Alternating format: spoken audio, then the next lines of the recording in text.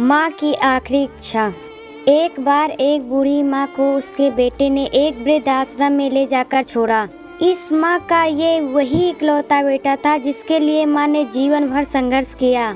इस बेटे के लिए वो माँ सब कुछ किया जो एक माँ करना चाहती है या माँ ही कर सकती है। और आज भी अपने बेटे को किसी भी तरह की परेशानी ना हो इसलिए आश्रम में रहने के लिए भी तैयार हो गई।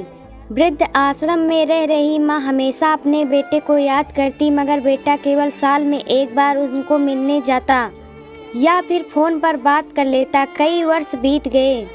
वृद्ध आश्रम से बेटे को एक दिन फ़ोन आया। उन्होंने कहा, बेटा जल्दी से आश्रम आ जाओ, अपनी माँ से मिल लो, वो बहुत सीरियस हैं। बेटा जब अपनी बीमार माँ के पास पहुँचा तब माँ अपनी आखिरी सांसें गिन रही थी। बेटे ने अपनी माँ से उनकी आखिरी इच्छा पूछते हुए कहा, माँ मैं तुम्हारे लिए क्या कर सकता हूँ बताओ। माँ ने कहा, बेटा इस आश्रम में गर्मी और मच्छर बहुत ज़्यादा हैं, यहाँ पर कुछ पंखे लगवा देना। फ्रिज ना होने की वजह से यहाँ पर हम बूढ़ों को कई बार भूखे पेट सोना पड़ता है।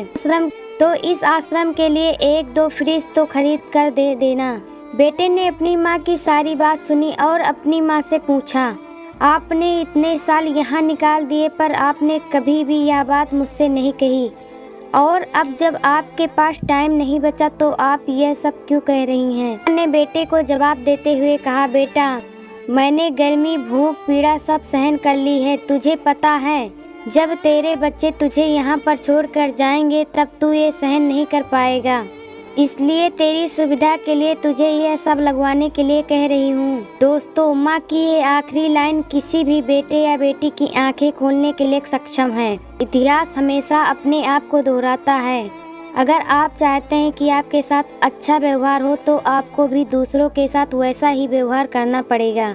यदि आपको हमारी कहानी पसंद आई हो तो प्लीज़ चैनल को लाइक सब्सक्राइब जरूर करें। धन्यवाद। जय हिंद।